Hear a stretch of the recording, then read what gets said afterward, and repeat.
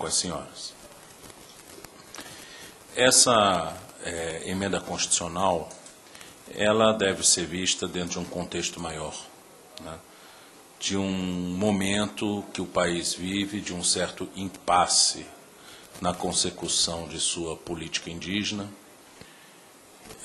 na própria implementação do mandamento constitucional no que diz respeito aos direitos indígenas, e que deve nos levar a uma profunda reflexão sobre as razões de manutenção do atual paradigma demarcatório das terras indígenas.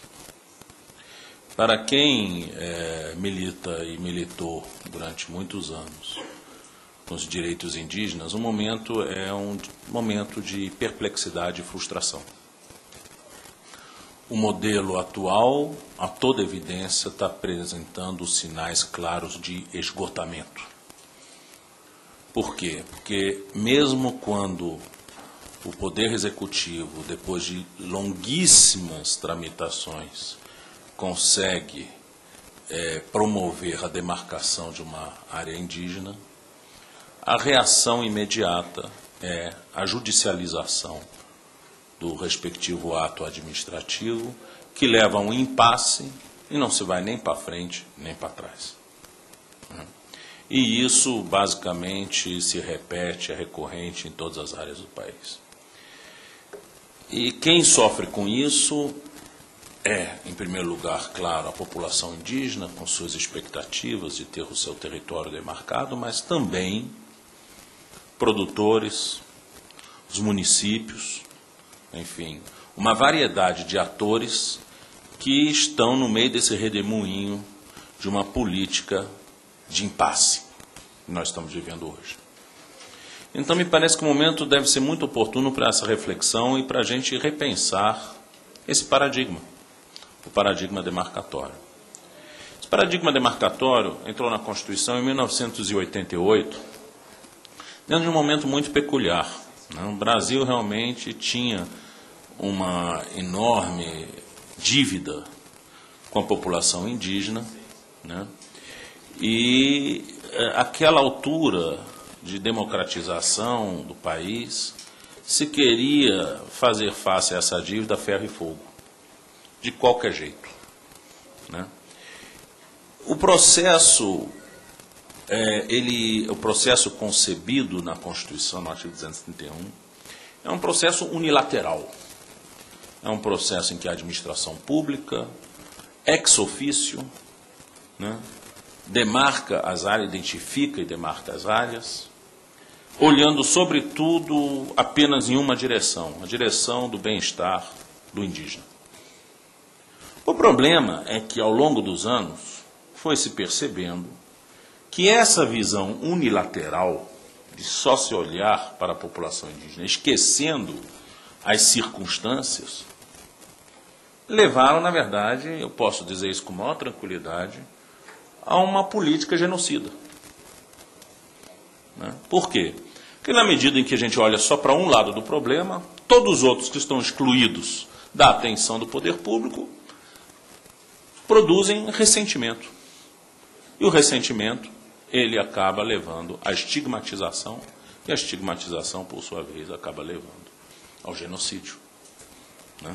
Então, na verdade, o grande culpado hoje pela violência que se tem produzido em relação à população indígena é, antes de mais nada, o poder público, com sua política unilateral, de olhar só para um lado do problema.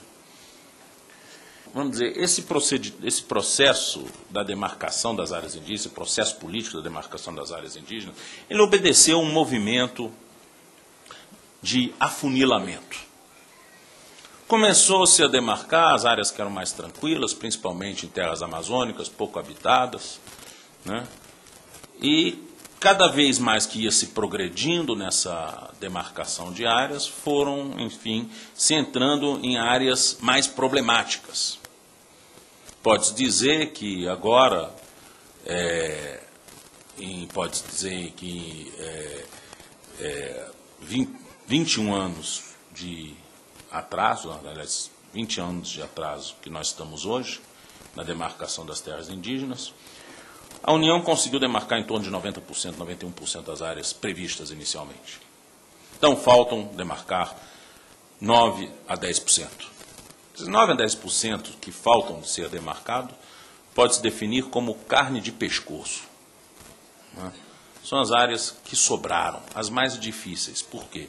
Porque são áreas indígenas, ou pelo menos são regiões que se pretende demarcar em territórios densamente povoados ou com grande valor econômico, porque, enfim, áreas que são destinadas à produção agrícola industrializada, ou produção agrícola tradicional, e, portanto, demarcar terras indígenas nesses territórios, além do custo econômico,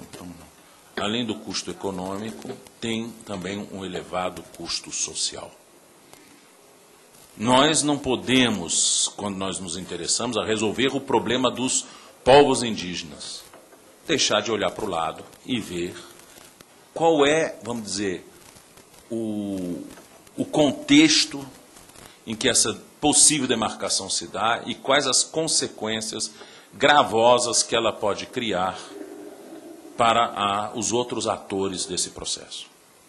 Está na hora de olhar para eles. Se a gente quiser fazer hoje uma política indígena para proteger a população indígena, nós temos que definitivamente adotar uma postura holística.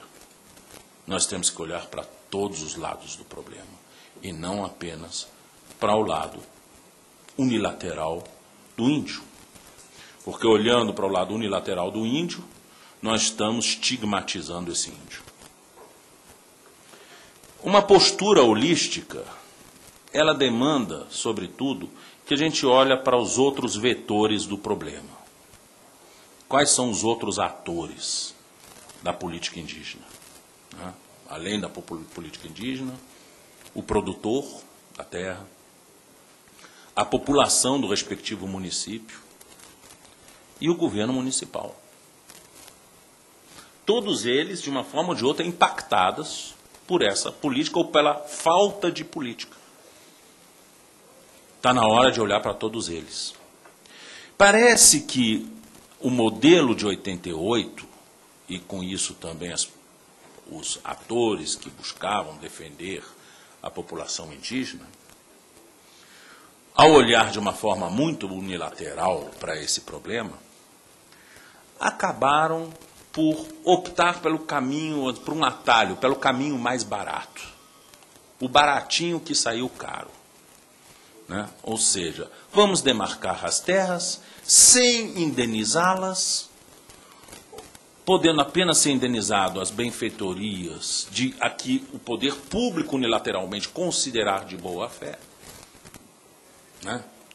E coloca-se ali dentro a população indígena e lava-se a mão que nem Pôncio Pilato nessa circunstância. De fato, com isso se deixa de investir no município, se deixa de criar alternativas econômicas para o produtor, sai mais barato para o poder público. Agora, as consequências têm sido nefastas. Foi o barato que saiu caro. Para nós fazermos uma política indígena consequente, é importante, nesse momento, que a sociedade brasileira tenha claramente em conta que fazer política indígena custa dinheiro. Não há soluções baratas que não tragam consequências nefastas. O barato sai muito caro.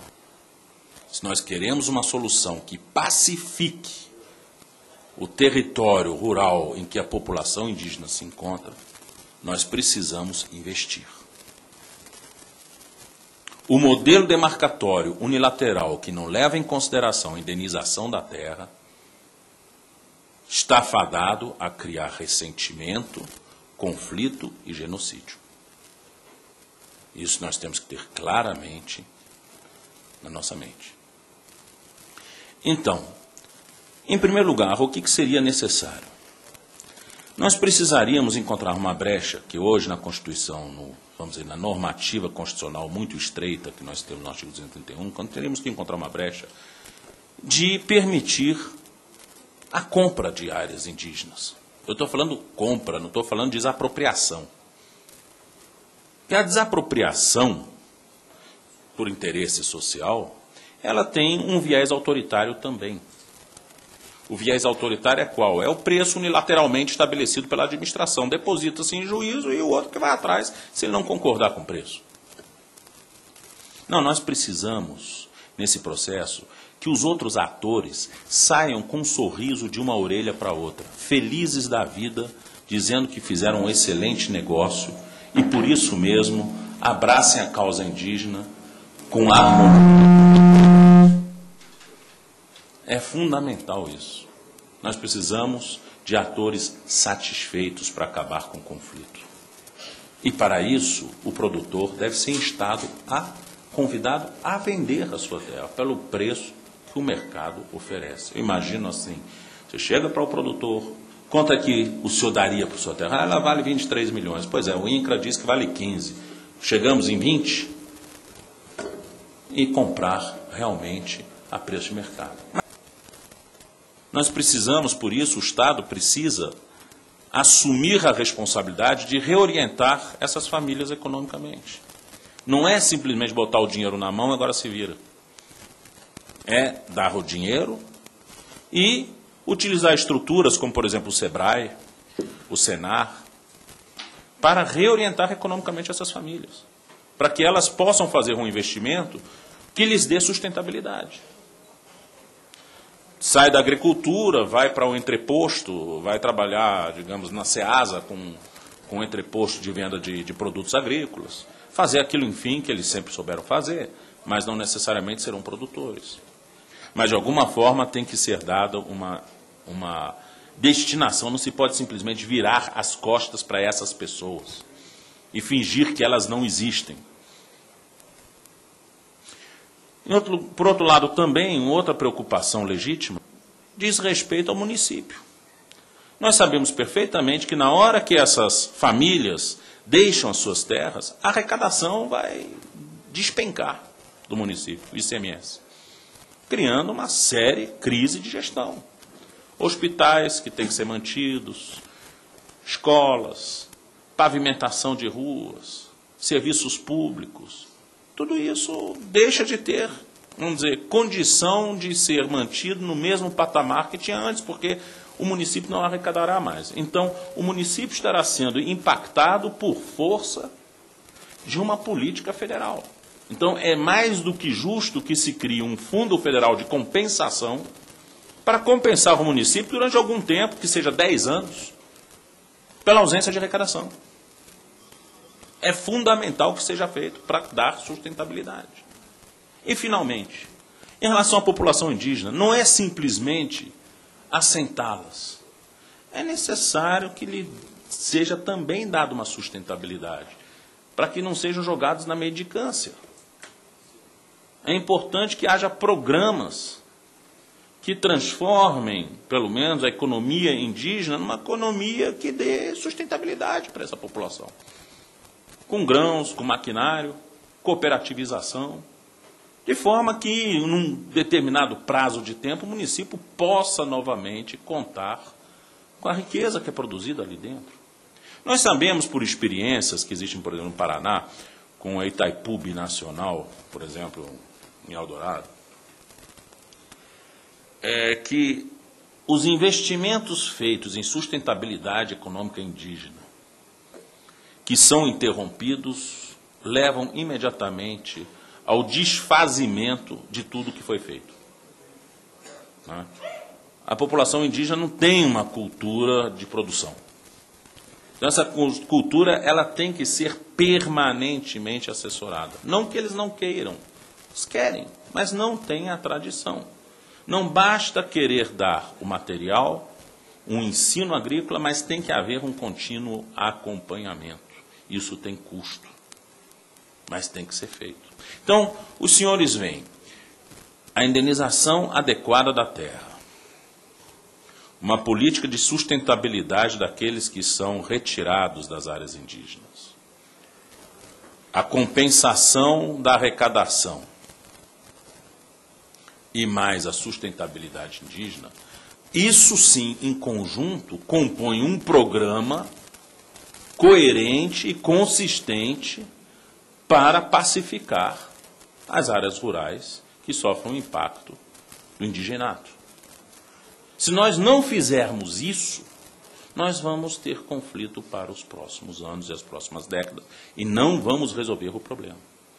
A demarcação tem levado à judicialização, e a judicialização tem levado ao conflito e ao ressentimento. Nós precisamos dar um basta nesse ciclo vicioso. Agora, isso tem custo. Que ninguém está dizendo que nós devemos deixar a economia se sobrepor ao interesse indígena. Não. A população indígena é, vamos dizer, nesse contexto todo, a primeira preocupação. Mas é que não se pode querer resolver o problema dela de forma unilateral, não pensando no resto.